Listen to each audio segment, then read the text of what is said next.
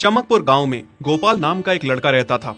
उसकी सौतेली माँ और बाप ने उसे घर से निकाल दिया था। उसकी सौतेली माँ ने सब कुछ अपने और अपने बच्चों के नाम पे कर रखा था और गोपाल को हिस्से के नाम पे 3 गायें दे रखी थी। गोपाल पढ़ा लिखा तो बहुत था, पर नौकरी ना मिलने के कारण उसने सोच लिया था कि वो अब उन तीनों गायें की खूब देख रेख करके उनसे जो दूध मिलेगा उसे बेच के अपना कारोबार चलाएगा। अब मैं बिल्कुल अकेला हो गया हूँ। गौ माता, तुम तीनों के अलावा मेरा अब कोई भी नहीं है। बस मेरा घर चलाने के लिए तुम तीनों को मेरी मदद करनी होगी। तीनों गायें बहुत ही हट्टी कट्टी और जवान थीं और रिश्ते में भी एक दूसरे की बहनें लगती थीं। चंपा, चमेली और मैना। मैना सबसे बड़ी और समझदार गाय थी। चंपा गर्भवती थी और चमेली को अभी अभी बच्चा हुआ था। वो दूध दे रही थी, जिसके दूध को बेच के गोपाल का थोड़ा बहुत घर चल रहा था। पर गोपाल को अब चंपा और मैना पे पूरा भरोसा था कि जब उनका बच्चा हो जाएगा तो वो खूब दूध देने लगेंगी और जिससे उसका कारोबार अच्छे से सेट हो जाएगा। देखा चमेली बहन, हमारे मालिक को कितनी उम्मीदें हैं हम तीनों से। हाँ चंपा, सुना मैंने, मालिक ने हमसे कितनी सारी उम्मीदें लगा रखी हैं। और उम्मीद रखे भी क्यों ना, कितना समय खर्च करते हैं मालिक हम पे और कितनी सेवा करते हैं हमारी, कितना खिलाते पिलाते हैं हमें। और फिर हम मालिक की उम्मीदों पे खरा ना उतरेंगी तो धिक्कार है हमारी जिंदगी पर। सही कह रही हो बहन तुम। चलो हम तो मालिक के लिए कुछ ना कुछ कर ही लेंगे। तुमने बच्चा दे दिया है, दूध भी दे रही हो, मैं भी गर्भवती हूँ।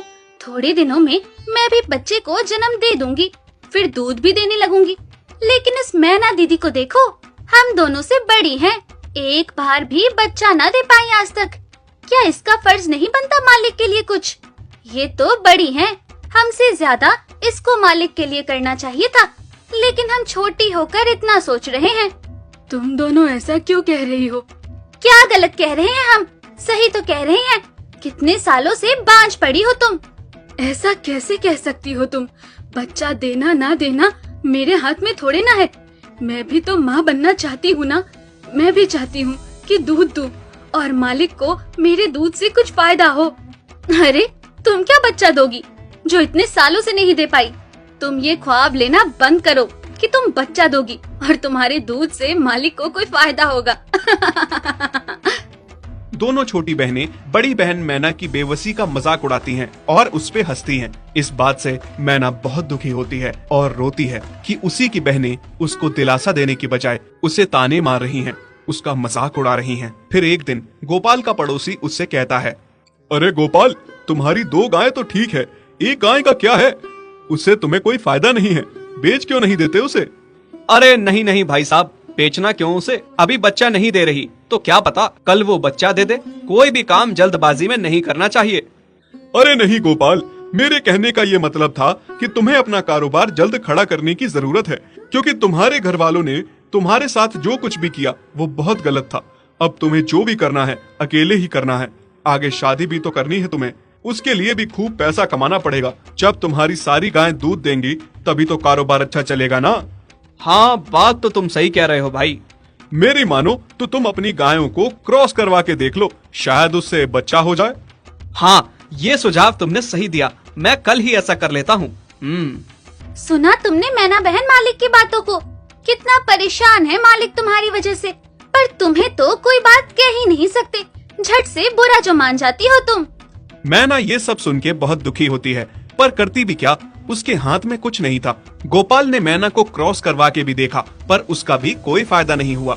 गोपाल, जो सुझाव मैंने तुम्हें दिया था, क्या वो तुमने आजमाया? हाँ भाई, वो भी करके देख लिया, पर उसका भी कोई असर ना हुआ। ये गाय किसी काम की नहीं है गोपाल, मेरी मानो तो इसे बेच दो। मैं सोच रहा हूँ एक बार फिर से क्रॉस करवा के देखता हूँ, शायद कोई बात बन जाए। देख लो, पर मुझे नहीं लगता। देखा, इन लोगों को भी पता चल गया तुम बच्चा नहीं दे सकती, तुम बांझ ही रहोगी। सही कह रही हो तुम दीदी, इतने जतन करने के बाद भी बच्चा नहीं हो रहा तो अब क्या होगा? गोपाल मैना को एक बार फिर से क्रॉस करवा लेता है। दोनों बहनें चंपा और चमेली मैना के बांझपन का मजाक उड़ाती हैं और उस पे खूब हंसती हैं।